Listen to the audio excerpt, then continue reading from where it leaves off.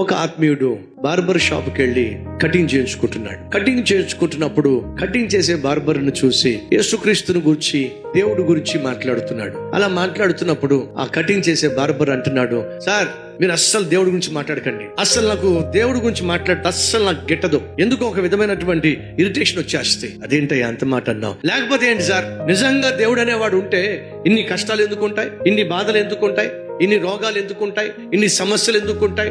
దేవుడు దేవుడు అంటున్నారు, మీరు చూడండి ఎన్ని సమస్యలు ఉన్నాయో, ఎన్ని కష్టాలు ఉన్నాయో, ఎన్ని బాధలు ఉన్నాయో, ఎన్ని రోగాలు ఉన్నాయో. నిజంగా దేవుడు అనేవాడు ఉంటే ఇన్ని కష్టాలు, రోగాలు, బాధలు ఎందుకుంటాయి సార్? ఇంకొకసారి నా దగ్గర దేవుడి గురించి మాట్లాడకండి. నోరు మూయించేశాడు. ఆత్మీయుడు కామ్ అయిపోయాడు. నెక్స్ట్ టైం మళ్ళా కటింగ్ కోసం ఆ బార్బర్ షాప్ కి వచ్చాడు. బార్బర్ కటింగ్ చేస్తా ఉన్నాడు. బయట ఒక ముష్టివాడు ఒక అరుగు దగ్గర కూర్చొని వాడు తలకే గోక్కుంటా ఉన్నాడు. జుట్టంతా పెరిగిపోయి ఉంది, గడ్డమంతా పెరిగిపోయి ఉంది, పిచ్చోడ్లాగా ఉన్నాడు. పిచ్చోడే.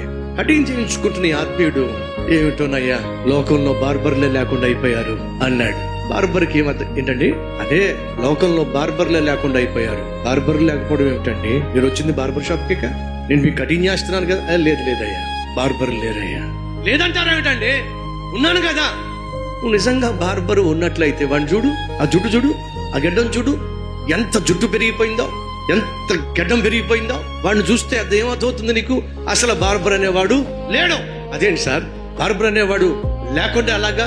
వాడు ఒకవేళ నా దగ్గరకు వచ్చి డబ్బులు లేవయ్యా, భిక్షగాడినయ్యా అని ఒకవేళ నా దగ్గరకు వచ్చి తన కష్టం చెప్పినట్లయితే నేను కటింగ్ చేసేవాడిని, నేను గడ్డం గీసేవాడిని. వాడు నా దగ్గరికి రాలేదు కాబట్టి వాడికి ఆ దరిద్రం పట్టుకుంది.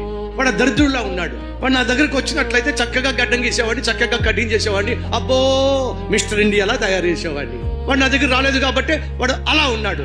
వాడు నా దగ్గరికి రానంత మాత్రాన నేను లేనట్టేనా?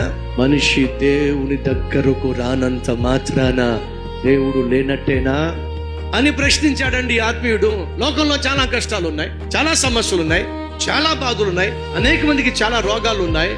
అవి ఉన్నాయి కాబట్టి దేవుడు లేనట్ట? ఉన్న వాళ్ళు ఏం చేయాలి? దేవుని దగ్గరికి వస్తేనే కదా దేవుడు అద్భుతం చేయగలిగింది, వారి కష్టాన్ని తీర్చగలిగింది, కన్నీళ్లు తొలగించగలిగింది, పాపాలు క్షమించగలిగింది, పరలోకం చేర్చగలిగింది. ఎప్పుడు ఆయన దగ్గరికి వస్తేనే కదయ్యా. ఆయన దగ్గరికి మనిషి రావట్లేదు కాబట్టే, రాకుండా ఉన్నాడు కాబట్టి ఈ సమస్యలతో సతమతం అయిపోతున్నాడు. ఆ ముష్టివాడు గడ్డము, మేషం, లేకపోతే జుట్టు అలా పెరిగిపోవడానికి కారణం నువ్వు లేకపోవడం వల్ల కాదయ్యా, నువ్వు ఉన్నావు, అతడు నీ దగ్గరికి రాకపోవడం వల్ల. అలాగే ఈరోజు మనుషులు కలిగి ఉన్న అశాంతికి, అసమాధానానికి, మనశ్శాంతి లేకపోవడానికి కారణం ఏమిటంటే దేవుడు లేకపోవడం కాదు, దేవుడు ఉన్నాడు. దేవుని దగ్గరికి మనిషికి రాకపోవడం వల్లే.